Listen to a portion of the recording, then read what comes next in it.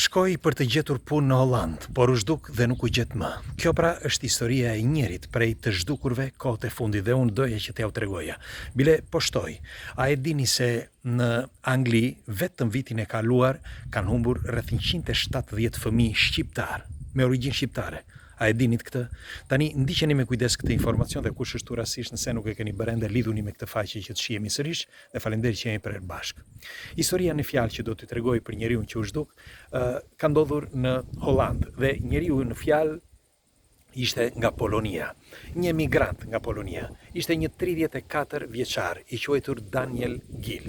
Daniel Gill ishte i martuar dhe kishte 2 fëmijë. Ai sapo ishte martuar dhe kishte 3-4 vite, me fjalë që kërkonte punë, por ishte tepër e vështirë në Holland, në Poloni. Në fakt ai kërkoi në Holland disa shokëve të tij, nëse mund t'i gjenin disa punë. Bile kishte kërkuar fillimisht në Gjermani. Mirpo i thanë që këtu çmimet janë të larta për sa i përket qirave të shtëpisë dhe është më mirë me fjalë drejt Hollandës. Fakt ai mendoi që në Holland do të ishte më thjesht meqense kishte edhe kushuririn e tij. E kështu në vitin 2020 në datën 8 qershor të vitit 2020 ai u shkoi drejt Hollandës. Në fakt pas një 3-4 ditëve, një javë, shkoi edhe jatje i tij që të shikonte se ku rrinte, çfarë hante, ku ishte. Dhe ai kërkonte, fillimisht punoi në një lavazh për disa ditë.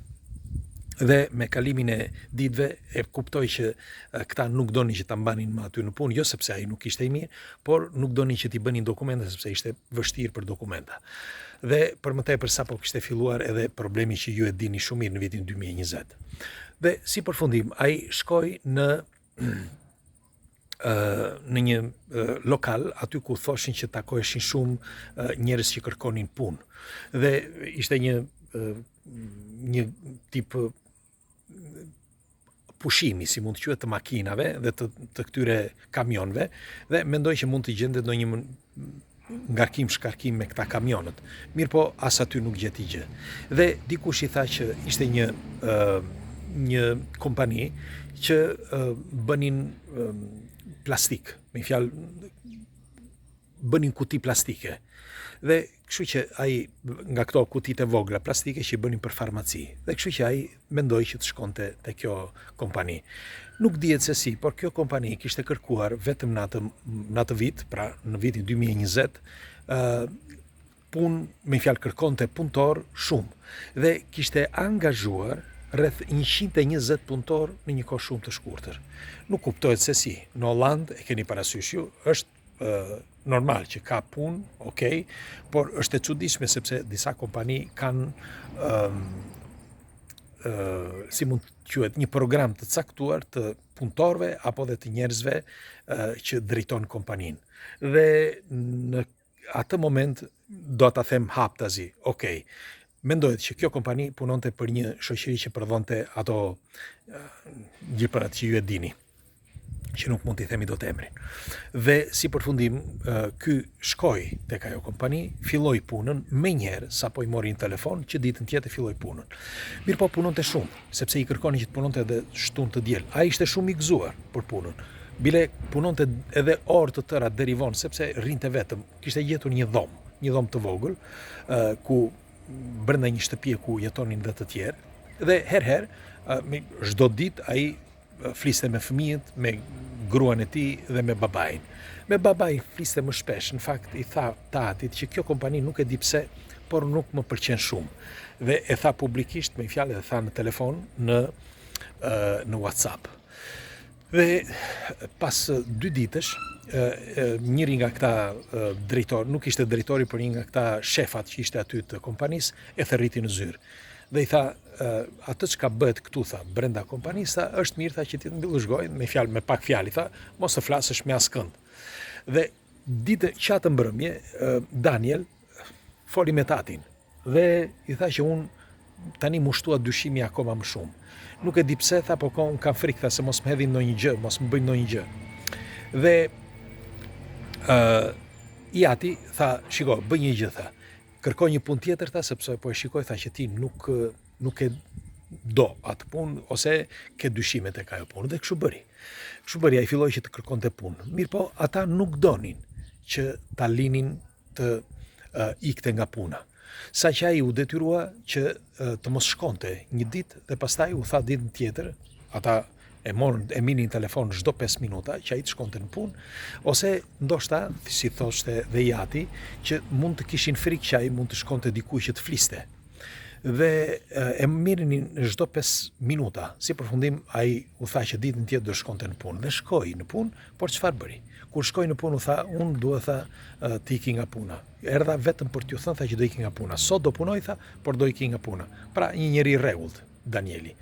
Dhe por dua dhe diçka tjetër tha. Dua tha që të më hiqni tha nga database-i i punëtorëve që keni këtu. Ata dyshuan për këtë, sepse e keni parasysh kur i thua atij një shoqërie që unë dua që të më hiqni nga database-i, pra të hiqni emrin tim, emrin tim, padyshim ata menduan që ky do të shkojë dhe do bëjë ndonjë denoncim, mendoj unë tani për këtë. Dhe ai u kthye në shtëpi. Në fakt ai gjatë rrugës mori tatin telefon dhe i tha, por kësaj radhe tati nuk e mori me WhatsApp, me video, por vetëm me telefonat. Dhe i thot, shiko, thot, unë po kthehem në shtëpi, thot, u thash atyre që unë nuk do shkoj më dhe kaq thot. Por gjatë telefonatës tha, ndihem sikur dikush po më ndjek.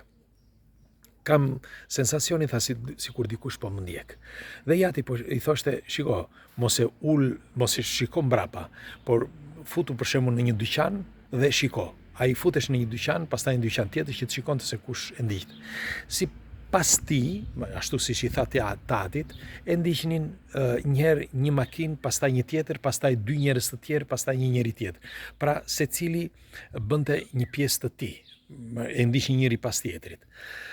Dhe ai tha që nuk është dyshim që po më ndjekin, është e sigurt që po më ndjekin, i tha tatit. Megjithatë ai shkoi në shtëpi. Mirë po, ditën tjetër, Jati merr në telefon, nuk përgjigje. Ditën tjetër akoma merr në telefon, nuk përgjigje. Ditën tjetër akoma merr në telefon, nuk përgjigje. Ai, kur kishte shkuar në shtëpi, i shkruan tatit që pothuaj mbrita. Tani nuk dihet, nëse e kapën paraprakisht apo shkuan në shtëpi aty ku ai rrinte. Sidoqoftë, ai çanta që ai mbante, kishte një çantë shpine që ai mbante pas shpine, pra gjithmonë kur shkonte në punë, nuk ishte brenda. Pra ka shumë mundësi që mund ta kenë kapur edhe tek hyrja përpara se të futej në shtëpi, sepse ishte një pallat me 3 kate, 4 kate. Dhe askush nuk di sepse kurrë nuk u gjet trupi i tij. E kanë kërkuar gjithandej, lajmëruan policinë, shërbimet sekrete, gjoja që e kërkuan, askush nuk di se ku Daniel Gil u zhduk. Që në vitin 2020 ende sot Jati lufton me gazeta, televizione, intervista, me polici, me investigator privat, por askush nuk gjeti as edhe një gjurmë të Daniel Gilit se ku u zhduk. Tani, unë pse po ja u tregoj këtë? Sa shqiptar kanë humbur vitet e fundit. Bile ajo që ka ndodhur vitin e kaluar në Angli është për ta diskutuar. Siç ju thash dhe më përpara, kanë humbur rreth 150 fëmijë vitin e kaluar. 150 fëmijë me origjinë shqiptare. Dhe askush nuk di se ku kanë shkuar këta fëmijë. Të dini që si mund të quhet, trafiku më i madh ose pislliqet më të mëdha janë trafiku i njerëzve. Të mbani mend këtë. Ndaj duhet patur kujdes. Me një fjalë, mund të bëhen shumë pislliqe në botë, por trafiku i madh është i njerëzit. Dhe e dini pse? Qoftë për njerëzit që kërkojnë fëmijë, por kryesisht për ata që kërkojnë pjesë të trupit. Unë tani ja u thash dhe do dëshira një komenti tuaj çfarë mendimi keni për këtë argument, dhe nëse keni ndonjë të dhënë për shqiptar të humbur të kohëve të fundit, apo edhe të vegjël, do dëshiroj që të lini një koment këtu. Kalofshi bukur dhe shpresoj që mos ndodhin, jo vetëm shqiptarëve, por edhe në botë, këto gjëra makabre.